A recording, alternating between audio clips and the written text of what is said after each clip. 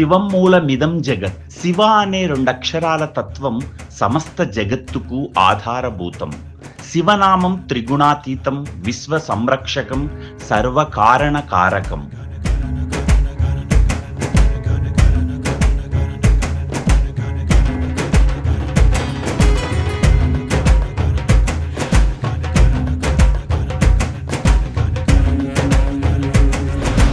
పరమశివుడు చిదానంద రూపుడు, సచ్చిదానంద స్వరూపుడు, పరమైశ్వర్య ప్రదాత, నిర్మలుడు, నిర్వికల్పుడు, నిరంజనుడు. పరమాత్మ పరమార్థతత్వం అనిర్వచనీయం.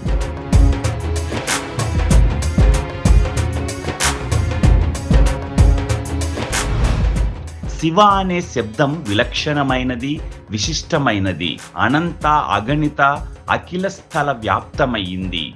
ఆది మధ్యాంతాలు లేనిది, నామరూపాలకు అతీతమైనది.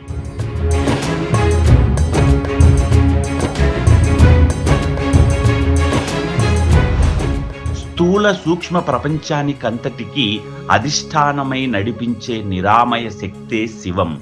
అభిన్నం, అనేకం, విశ్వమయం, విశ్వాతీతం, దృశ్యం, అదృశ్యం, అద్వైతం. శివ అనే మాటకు అనంతార్థాలు, పరమార్థాలు అనేకం, అనంతం.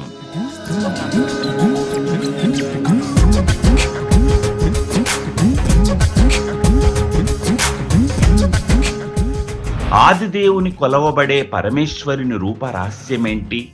మహాదేవుని ఆంగిక ఆహార్యాలలో గల దివ్య రహస్యమేంటి? శివరూపంలో దాగి ఉన్న తత్వ రహస్యమేంటి? లోకనాథుని ఆభరణాలు ఏం చెబుతున్నాయి? శివరూపంలోని మర్మాన్ని, ఆయనలో దాగి ఉన్న ప్రతి భౌతిక పదార్థపు అర్థాన్ని తెలుసుకోవడం అంత సులభం కాదు. వేదాలు, శాస్త్రాలు త్రినేత్రుడి రూపంలోని ఆంతర్యాల మర్మాలను తెలియజేస్తున్నాయి. శివుని ఆయుధం త్రిశూలం. అందులో దాగి ఉన్న విశ్వ రహస్యమేంటి? సర్పభూషణాల వెనుకున్న మర్మమేంటి?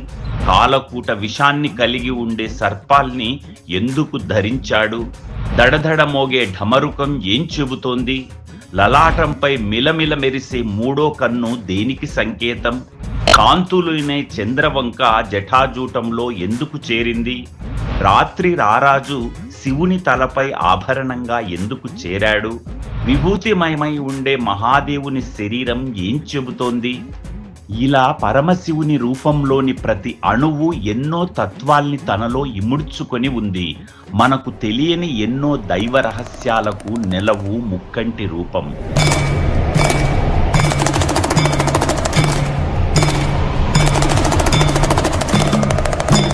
త్రిశూలపాణి ఆదిదేవుడి మరో పేరు.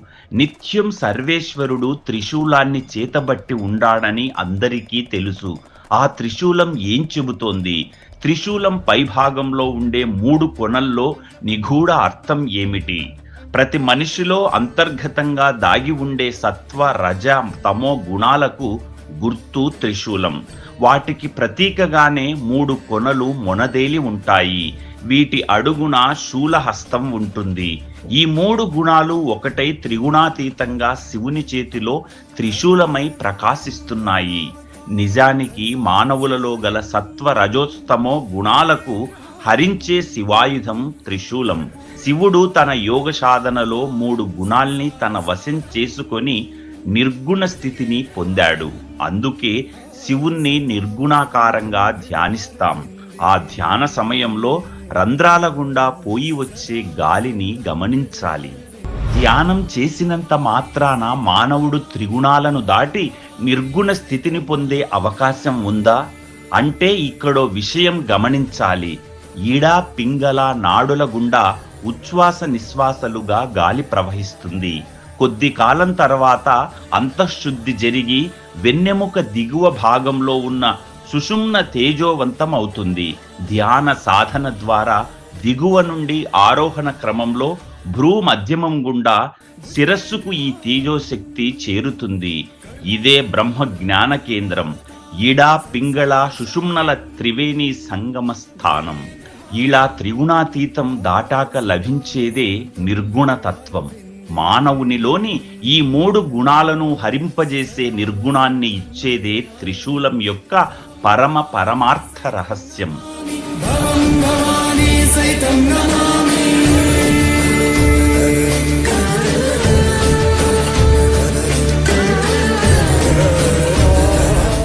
సర్పభూషణుడు, సర్పకంఠుడు అనే పేర్లు పరమేశ్వరునికున్నాయి. కారణం శరీరమంతా నాగుల్ని ఆభరణాలుగా ధరించడమే.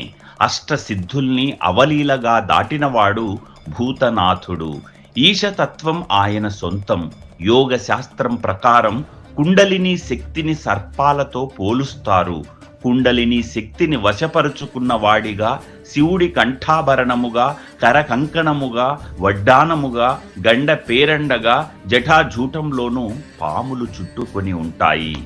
శివుడు అరిషడ్వర్గాలు, ఆది భౌతిక, ఆది దైవిక, ఆధ్యాత్మికములను జయించినవాడు. 3 కాలాలకు అధిపతి అయి కాళేశ్వరుడు. సృష్టి స్థితి లయములకు కారణభూతుడు. ఆనిమాది అష్టసిద్ధుల్ని తన వశంలో ఉంచుకున్నవాడు. వాటిని చెప్పేందుకు పరమేశ్వరుడు మెడలో సర్పాలంకారం. కుండలిని శక్తికి సర్పాలకు సంబంధం ఉందా? కుండలిని శక్తి మనిషిలో మేల్కొంటే అష్టసిద్ధులు లభిస్తాయా? అణిమ, గరిమ, మహిమ, లఘిమ, ప్రాప్తి, ప్రాకామ్యము, విసిత్వము, ఈశత్వము శివుని శరీరంలో నాగాభరణములై ఉన్నాయా? అష్టసిద్ధులు మానవుడికి అతి ప్రమాదకారములు ఎందుకు? మనిషి అరిషడ్ వర్గాలు జయించి మానవ మాతృలకు గాని జంతుజాలానికి గాని ఎటువంటి హాని చెయ్యకుండా భక్తి మార్గములో పయనించి పరమేశ్వరుణ్ణి చేరుకోవాలన్నదే అసలు రహస్యం.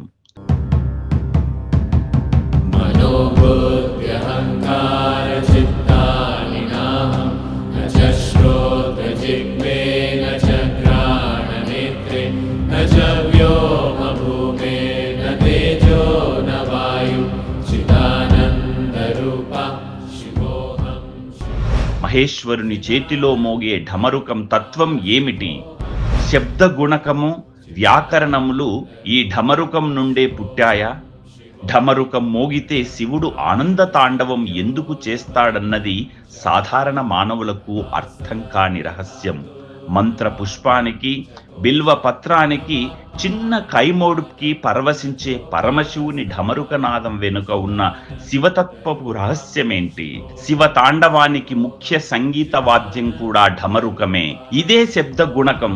శాస్త్రాల్లో కూడా ఇదే చెప్పబడింది. ఢమరుకం నుంచి వచ్చే 14 నాదాలు వేదాంగాలకు, ఉపనిషద్ మూలాలకు అక్షరాలు. 6 శబ్ద రహస్యాలను, అక్షరాల పుట్టుకను, వాటిని ఎలా పలకాలో వివరణ ఇచ్చింది పాణిని మహర్షి అయితే, వీటికి వివరణాత్మకమైన భాష్యాన్ని రాసింది మాత్రం పతంజలి మహర్షి. ఢమరుక నాదాలలోని శబ్దాల్ని పరిశీలిస్తే ఆ, ఈ, ఉన్, రు, లుక్, ఏ, ఓం, గ్, ఐ, ఔ, ఉచ్, హా, యా, వరబ్, లన్, జా, మా, ఈ, అణ, నం, షు, భా, ఇ, గా, ఢా, ధా, ష్, జా, బా, గా, డా, దా, ష్, ఖా, ఫా, ఛ, ఠా, చ, ఠ, త, వ్, క, ప, ఇ, చ, ష, స, ర్, హల్. ఈ 14 మహేశ్వరుని ద్వారా ప్రేరేపింపబడ్డ సూత్రాలు. ఈ శబ్దాల నుండే ఏక బీజాక్షరం, పంచ బీజాక్షరం లాంటి పలు బీజాక్షరాలు ఉత్పన్నమయ్యాయి. అవే మంత్ర జపానికి మూలం. మంత్రోచ్చారణ నాభి నుండి మొదలై కంఠము నుండి వెలువడి ప్రకృతి నందు మిళితమై ఆకాశంలో ప్రయాణిస్తాయి. మంత్ర పుష్పార్చన చేయడం వల్ల పరమయోగి అయిన శివుడు ఆనంద తాండవం చేస్తాడు. ఈ ఆనంద తాండవానికి గుర్తుగా పరమేశ్వరుడు ఢమరుకాన్ని పట్టియున్నాడని ఢమరుకంలోని రహస్యాన్ని ఛేదించారు మన వేద ఋషులు. శివుని లలాటంపు ఉండే 3వ కన్ను దేనిని సూచిస్తుంది? త్రినేత్రం జ్ఞానానికి ప్రతీకనా? అతీంద్రియ శక్తికి మరో రూపమా? 3వ కన్నుతో భూత భవిష్యత్ వర్తమానాలకు చూడొచ్చా? 3వ కన్ను అసలు రహస్యం ఏమిటి? శివుని 3వ కన్ను దీనినే పాలనేత్రంగా చెబుతారు. ఇది తెరిస్తే భూమి మీద ప్రళయం ముంచుకొస్తుందా? మహేశ్వరుడు త్రినేత్రం తెరిస్తే అజ్ఞానం అరిషడ్వర్గం భస్మమైపోతుందా? మూడో కన్ను తెరిస్తే ప్రళయం వస్తుందని, భస్మమైపోతారని భయంతో కూడిన నమ్మకము. మూడో నేత్రం అంటే జ్ఞాన నేత్రం, దివ్య నేత్రం. కనుబొమల మధ్య ఉండే జ్ఞాన చక్రమే సమస్త జ్ఞానానికి కేంద్రం. మనిషిలోని అంతఃశక్తిని, ఆధ్యాత్మిక శక్తిని వెలుపలకు తీసుకురావడానికి ఉపయోగపడేదే ఈ మూడో కన్ను. జ్ఞాన నేత్రం వికసించాలని కోరేవారు వారిలోని కామ క్రోధాలు పూర్తిగా నశింపచేయాలి. మనిషి తనకు తానుగా ఆత్మ శోధన కొరకు, నిర్మలత్వం కొరకు కర్మశం లేని ప్రవర్తన అలవాటు చేసుకోవాలి. భగవత్ జ్ఞానంతో జీవుడు దేవుడు ఒక్కడే అను అద్వైత తత్వపు అంతర్రహస్యాన్ని గుర్తించేలా చేసేదే ఈ త్రినేత్రం.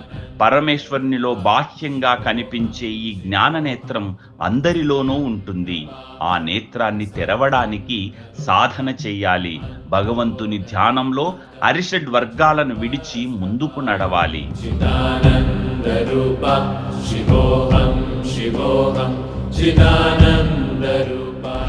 శివుని జటాజూటంపై ఉన్న నెలవంక ఆనందాన్ని, ప్రశాంతతని పంచుతుందా? శివుడు తలపై ఉన్న చంద్రుడు చల్లదనానికి ప్రతీకనా? శివుని తలపై అర్ధచంద్రుడు ఉండడానికి గల రహస్యమేమిటి? మానవుని నిత్య ప్రసన్నతత్వం వల్ల కలిగే మహాప్రశాంతతను, ఆహ్లాదమయ స్థితి, ఆత్మానందమునకు నిలువుటద్దం నెలవంక. నిత్య ప్రసన్నతత్వం, శుద్ధ బ్రహ్మ జ్ఞానానికి ప్రతీక చంద్రవంక. దక్షుని శాపంతో చంద్రుడు శివుణ్ణి శరణు వేడగా ప్రసన్నుడై శిరస్సు పైన ధరించి చంద్రశేఖరుడయ్యాడు. సూర్య చంద్రులు ప్రకృతిలో సంచరించు జీవరాశులకు ప్రాణాధారం, మనుగడకు మూలాధారం.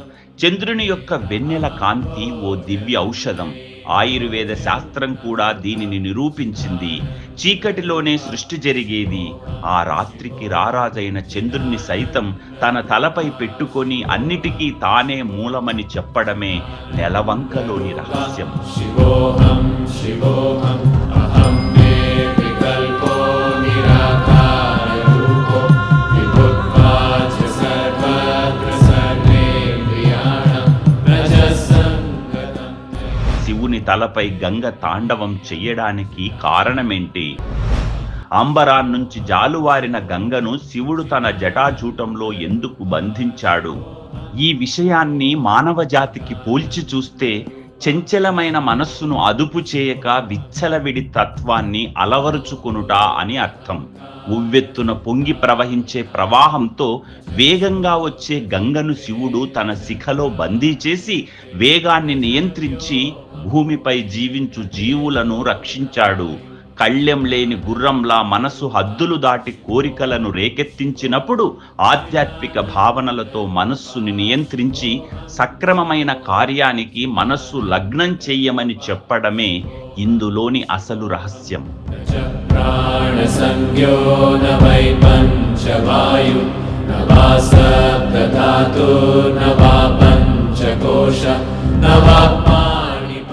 శివుడు పులి చర్మం కట్టుకొని రక్తం ఓడుతున్న ఏనుగు చర్మం చుట్టుకొని మరోసారి జింక చర్మం వేసుకొని ఉంటాడు. ఈ రకమైన వస్త్రధారణ వెనుక మానవ జాతికి తెలియాల్సిన విషయమేంటి? శివుడు నడుముకి పులి చర్మం కట్టుకొని లేదా పులి చర్మంపై కూర్చొని ఉంటాడు. పులి అతి క్రూర జంతువు. అలాగే కాలం కూడా క్రూరమైనది. తాంత్రిక శక్తులకు మాంత్రిక సిద్ధులు పులిలా అత్యంత ప్రమాదకరమైనవి. శివుడు వాటిని వశపరుచుకొని తన వస్త్రములుగా మార్చుకున్నాడు. పులి కామమునకు ప్రతీక. శివుడు కామాన్ని గెలిచినవాడు కనుక పులి చర్మం మీద నిత్యం కూర్చొని ఉంటాడు. ఏనుగు మదమునకు గర్వమునకు ప్రతీక. జింక ఉద్విగ్నంగా ఉండే మనస్సుకు చిహ్నం. గర్వమును గెలిచిన వాడిగా ఉద్విగ్నమైన మనస్సు నుండి శాంత చిత్తమును కలిగి ఉండటమనేది శివుని ఆహార్యం ద్వారా మనము తెలుసుకోవాల్సిన రహస్యం. శివుడు విభూతి పూసుకోవడంలో గల అసలు రహస్యమేమిటి? ఒళ్లంతా విభూతి పూసుకొని ఉన్న బోళాశంకరుని నివాసం రుద్రభూమైన శ్మశానం. తపస్సు లేదా ధ్యానం చేత సమస్త కోరికలను భస్మం చేస్తే శాంతి ప్రదాయకమైన నిర్మాణ స్థితి అనుభవంలోకి వస్తుంది. శివుడు లయకారకుడు కాబట్టి నిత్యం భస్మ లేపనుడై ఉంటాడు. భస్మం బ్రహ్మానందమునకు ప్రతీక, త్రికాలమునకు అధిపతి, త్రిసిద్ధులకు అధినేత, త్రితాపములను నశింపచేయుగా నుదిటిపై విభూతి రేఖలతో ధరిస్తాడు.